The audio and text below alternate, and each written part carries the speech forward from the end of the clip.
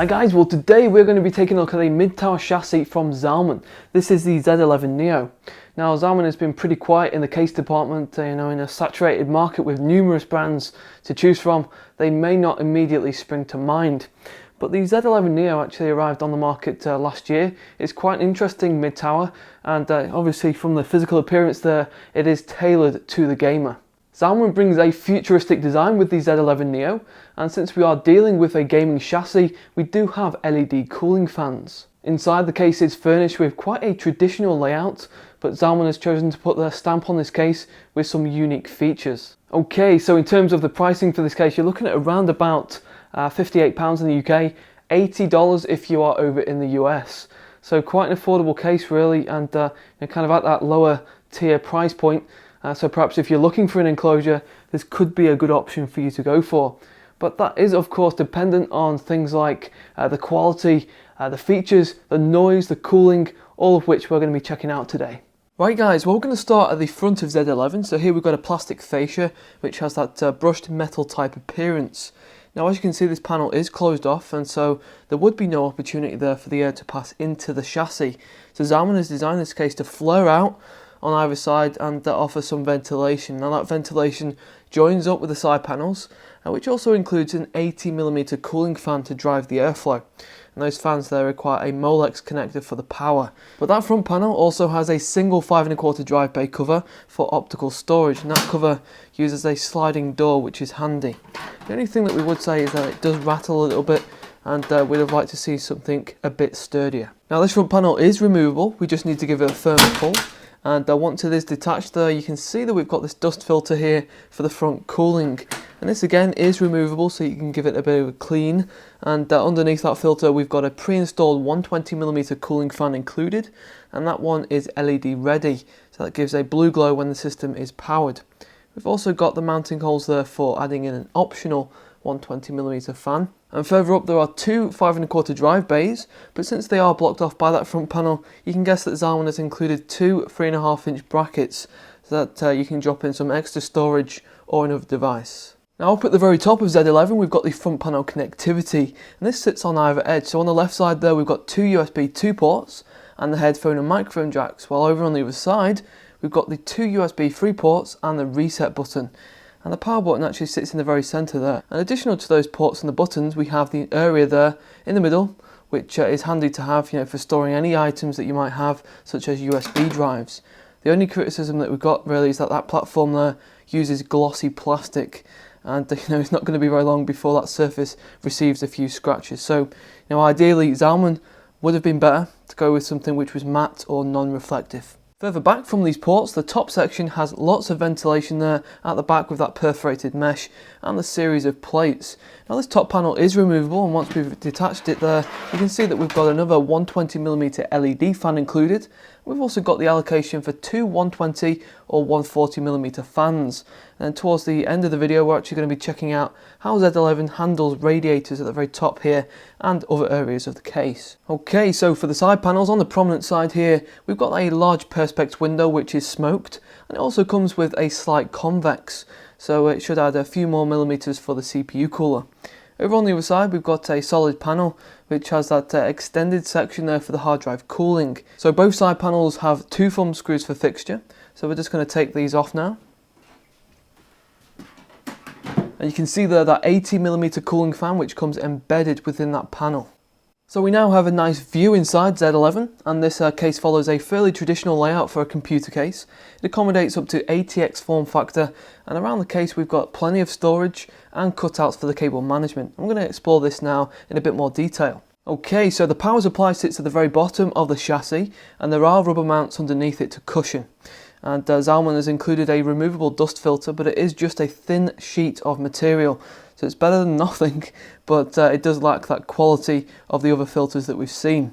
And also at the bottom there we've got allocation for adding in a 120 or a 140mm fan, and that has a corresponding dust filter too. Above the power supply we have a series of 7 PCI covers. Now the only downside to these is that they are disposable, so once you do remove them you cannot fix them back onto the case, they have to be binned. So Zalman do include one permanent cover in the accessories pack, but again, this isn't ideal. So when you do first kit this case out, it's really important to make sure that you remove the correct covers, otherwise you'll end up with big gaps at the very back of the case here. Placed at the back of Z11 we have a 120mm rear exhaust fan, and that one is unlike the others with their LED functionality. And we've already seen the top section of the case earlier on, so we do get that 120mm LED fan, and we've got the space also for two 120 or 140mm fans at the top. If we look at the optical drive bay, we have a single bay allocated for a 5¼ device, such as a Blu-ray drive or a DVD drive. Now that bay there lacks any of the tool-free designs that we are now well accustomed to, so you're going to need to apply screws to fix that device into place. Then just below that top bay there, we have two 3.5-inch brackets to house devices such as a mechanical drive. Now for storage we have two cages, and both of these cages can be detached from the chassis, and the upper cage can actually obviously be detached from the chassis to help with bigger graphics cards. But with both cages we can house up to 6 3.5-inch or 2.5-inch drives. So the bigger drive there simply slots into one of these tool-free trays, the pins attached to the sides, and then for the smaller drive like an SSD, screws are just simply needed to be attached from the underside. Now these trays are somewhat flimsy, you can see there just how much they flex, and they can be quite awkward actually to fit inside that cage. Around the back of Z11, behind that motherboard tray, we have a single SSD mount, which is a really nice use of space. You simply drop the drive into that space there, and it's probably advisable really to attach the screws since there is a slight bit of movement there without them. Okay, so next we're going to take a closer look at the clearance options inside Z11, as this is quite an important area really for you system builders out there who need to know whether something will fit or not. So for the CPU cooler, we have around 165mm of space for the height of the heatsink, and that is obviously due to the fact that we've got that convex side panel. It gives you some extra space there over the edge of the chassis. So this means that we've got support there for bigger flagships. And for reference there, we're using a Cooler Master Hyper 212 Evo, which is just 159mm in height.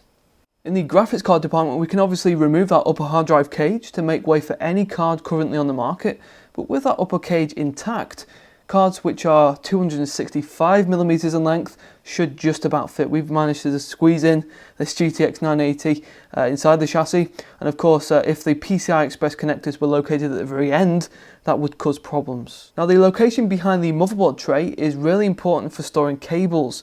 So Z11 has around 20mm between the back of the tray and the side panel. So that is quite a generous amount of clearance, and it should help to create decent cable management. You can see there are tons of cable hooks on that tray, which really do come in handy for arranging the cables in a tidy fashion, and it's really easy to keep on top of the clutter inside this case. Now Z11 can accommodate radiators at the front of the case. We have the option to install a 240mm radiator. You will need to remove those hard drive cages though. So here you can see we've got the Hydro Series H100i installed at the front of Z11, and that is a 240mm radiator. And at the top of Z11 we have the option there to install a radiator too, thanks to the mounting holes and the generous 70mm above the board. So if you have something like a Hydro Series dual fan closed loop, you can install it here at the top. Okay, so we're now going to do a quick sound demo just to give you guys a bit of an understanding of how loud Z11 is with those triple 120mm fans and those two additional 80mm solutions at the sides. So here goes.